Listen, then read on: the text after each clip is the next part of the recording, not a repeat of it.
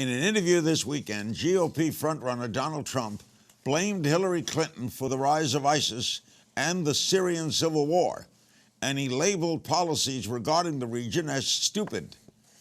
Peter Kauffman is a former spokesperson for Hillary Clinton, also a former officer in the U.S. Navy, and a member of the board of advisors of the Vet Voice Foundation, a nonprofit that encourages veterans to participate in the civil process. Great pleasure to welcome him from our studios in New York. All right, Peter, what do you make of what Mr. Trump had to say? Well, I wish it could be so easy as what Mr. Trump and these Republican candidates for president are saying. If it were as easy as a shock and awe campaign, we would carpet bomb all of Syria and all our problems would be solved. But what we learn is that the world is a much more complex place than that. When you don't have a plan for what happens after the bombing stops, you have what we had in Iraq. And ISIS actually grew from al-Qaeda affiliates in Iraq. There was a power vacuum. We didn't have a real plan for what to do next. So before we go committing hundreds of thousands of American troops, which apparently is what some of the Republican candidates want to do, so if we're not going to commit 300,000 American troops in perpetuity to secure the peace in Iraq, in Syria, then what are we going to do? We're going to need a much more nuanced, complex strategy that engages our allies, that builds a coalition of stakeholders of other countries, some of our allies and some who are not our allies, to really secure the area and defeat ISIS, because it's a shared goal, but how we get there is going to take a lot of work. Well, Hillary is advocating more in the United States involvement in the conflict. The public seems to want troops sent there. What do you make of that? Well, I think what Hillary is saying is we need a three-prong approach. We need to take the fight to ISIS, but that the troops on the ground need to be locally led. We need to engage the Sunnis. We need to encourage and support the Kurds. We need to encourage the folks on the ground, the people on the ground that have credibility with their own people, to take ownership of the fight. Do everything we can to support them, provide them with what they need to lead the fight. But they have to own what's going on the ground. That is the only way we can build a sustainable peace. We have to learn from the mistakes that have been made over the past 10 to 15 years. We have to build a sustainable peace in the region, and the way we do that is by empowering people on the ground that have credibility. That's what Hillary Clinton's plan is, while stepping up our efforts, stepping up our airstrikes, making sure we equip the people that can fight. We need to track down. We need to take the fight to ISIS where they are, in Iraq, in Syria.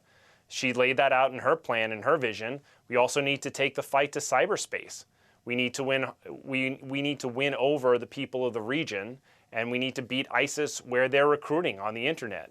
And so this is a very complex adversary we have, and we need to step up our efforts. I think the president has outlined that strategy over the past week. He was talking again this week, ramping up our efforts, and John Kerry is certainly in the region leading the way. I think America has a leadership role here, but the fight itself on the ground, it's not going to be hundreds of thousands of American troops in perpetuity. That's not the solution. Were you surprised that Trump said Hillary was the cause of all this with stupidity? Larry, I can't say that I'm surprised by anything Mr. Trump says. I'm surprised that there aren't Republican presidential candidates willing to take him on. And the only thing from calling Hispanic Americans rapists to attacking a GOP event moderator as making sexist remarks, saying she's bleeding from wherever, wanting to arm everyone, expanding access to guns. All of these issues, I feel like the reason that Republican candidates aren't speaking out against Trump is because they all agree with him. He says it in a much more blunt way. He doesn't dress it up like most of them do. But the fact is, the Republican candidates, they're speaking from the same page, whether it's immigration, whether it's guns.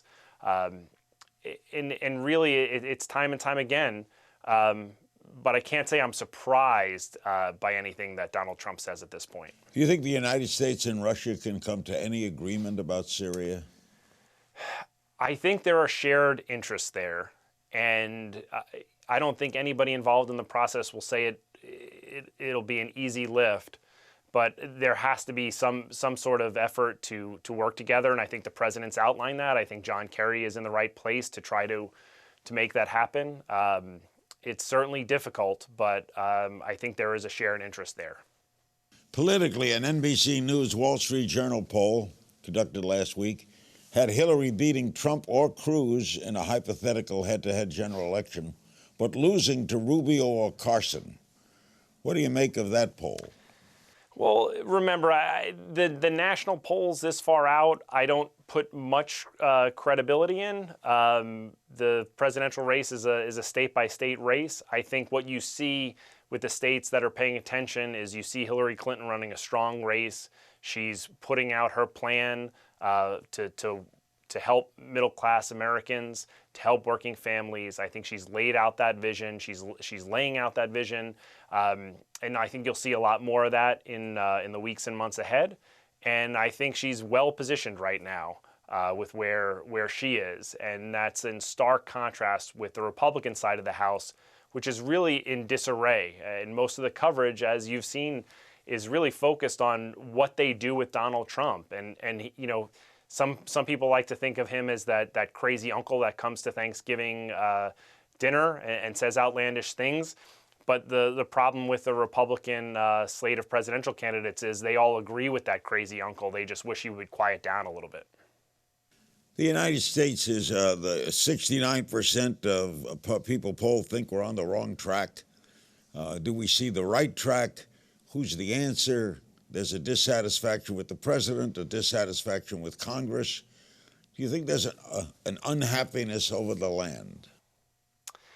I think that the lack of growth, the economy is picking up a little bit. I think the lack of growth in wages is really I think speaks to that, and I think that there is a sentiment that we need to do more to bridge that inequity that we see building up in society.